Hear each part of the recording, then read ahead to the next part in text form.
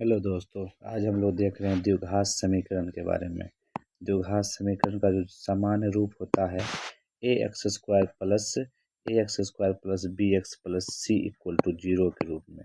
यहाँ पे हम लोग को ध्यान देना है कि एक्स स्क्वायर के जो कोफिशिएंट रहता है वो ए रहता है, एक्स का कोफिशिएंट वो बी रहता है, सी जो है ना गला रहता है। तो यहाँ पे अगर हमको क्वेश्चन में आ जाए कि कहेगा शून्यांकों का योग ज्ञात करें, कहेगा शून्यांकों का योग, क्योंकि द्विघात समीकरण जो होता है उसका दो शून्यांक निकलता है। तो दो शून्यांक अगर कहेगा शून्यांकों का योग, एक को मान चलते अल्फा मान लेते, दूसरा को हम बीटा मानते। तो शून्यांकों का योग क्या होता है? माइनस बी बा ए। क्या होता है? माइनस बी बा ए। मतलब कह सकते हैं एक्स का कोफिशिएंट है ना बाय एक्स स्क्वायर का कोफिशिएंट यहाँ पे करते हैं। और या तो शून्यांकों का गुणनफल कहेगा तो निकालने के लिए क्या होता है? सी बाय ए, है ना। तो सी बाय यहाँ से अगर मान के चलिए हम एक तो क्वेश्चन लेते हैं। यहाँ पे अगर हम क्वेश्चन लेते हैं कि 3x² plus 5x minus C equal to 0 है। पर हमको कह दिया क्वेश्चन में कि शून्यांकों का गुणनफल ज्ञात करें, कह दिया कि शून्यांकों का आपको गुणनफल ज्ञात करना है ना। सबसे पहले शून्यांकों का योग ज्ञात करें। सबसे पहले कहेगा जो शून्यांकों का आपको शून्यांकों का योग ज्ञात करें। तो शून्यांकों का सबसे पहले योग कैसे ज्ञात करेंगे, है ना। तो शून्यांकों का योग आपको पता है। शून्यांकों का योग क्या होता है? अल्फा प्लस बीटा होता है। इसका फॉर्मूला होता है माइनस बी बाय ए। अब यहाँ से आप मान निकाल सकते हैं कि ए मेरा क्या है। तो ए मेरे लिए 3 हो गया, बी मेरे लिए 5 हो गया और सी ये मेरे लिए हो गया। तो शून्यांकों का योग यहाँ पूछा तो माइनस बी बाय, तो माइनस बी का वैल्यू यहाँ से उठा के रख देंगे 5 और ए का वैल्यू क्या हो जाएगा 3। इसका शून्यांकों का योग यहाँ से ये हो जाएगा। अब यहीं पे क्वेश्चन पूछ दिया अगर कि शून्यांकों का गुणनफल निकालें, शून्यांकों का गुणनफल ज्ञात करें। शून्यांकों का गुणनफल, तो शून्यांकों का गुणनफल क्या होता है? Alpha into beta. इसका सूत्र हम लोग जानते हैं सी बाय ए होता है। अल्फा इंटू सी बाय होता है। सी का वैल्यू यहाँ पे देखें हम लोग कितना है? -6 है। सी का वैल्यू कितना है? -6 है। और ए का वैल्यू देखिए तो 3 है। तो ये क्या हो जाएगा? इसका कट के कितना हो जाएगा आंसर? -2 हो जाएगा। तो हम लोग यहाँ से देखें शून्यांकों का योगफल और शून्यांकों का गुणनफल। इस तरह से एक और क्वेश्चन लेके देखते हैं। क्वेश्चन है आपको, है ना। क्वेश्चन आपको देखते हैं। अगर क्वेश्चन दिया हुआ है कि 6x² plus 7x minus 6 equal to 0 है, तो यहाँ पे हम लोग देख सकते हैं ये 6x² है, ठीक है।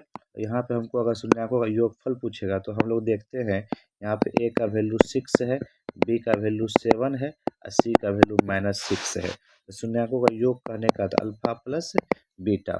शून्यांकों का योग क्या हो जाएगा? अल्फा प्लस यहाँ पे बीटा हो जाएगा। अल्फा प्लस बीटा फॉर्मूला क्या होता है? माइनस बी बाय ए। अब यहाँ से मान रख सकते हैं आप, है ना। तो यहाँ से मान क्या हो जाएगा? बी का वैल्यू क्या है? बी का वैल्यू आप देख सकते हैं यहाँ पे 7 है, माइनस यहाँ से 7 बट्टे ए का वैल्यू यहाँ से क्या हो जाएगा? 6। इसका आंसर यही हो जाएगा। अगर शून्यांकों का गुणनफल पूछे तो अल्फा इंटू बीटा क्या होता है? सी बट्टे ए। तो सी का वैल्यू यहाँ पे कितना है? -6। ए का वैल्यू यहाँ पे क्या है? 6। 6 बन जा 6 में ये कैंसिल हो गया, तो इससे कितना हो गया? -1। इसका आंसर आ गया। आपको इसका आंसर क्या हो गया? -1 आ गया। इस तरह से आप लोग क्वेश्चन बना सकते हैं। एक तो और एक्स्ट्रा क्वेश्चन लेके हम लोग देखते हैं। तीसरा क्वेश्चन, यदि x² minus 5x plus 6 equal to 0 है, यदि हमको यहाँ पे शून्यांकों का योग पूछ दिया तो हम लोग कैसे ज्ञात करेंगे? तो शून्यांकों का योग पूछा तो हम लोग क्या करेंगे? Alpha plus beta.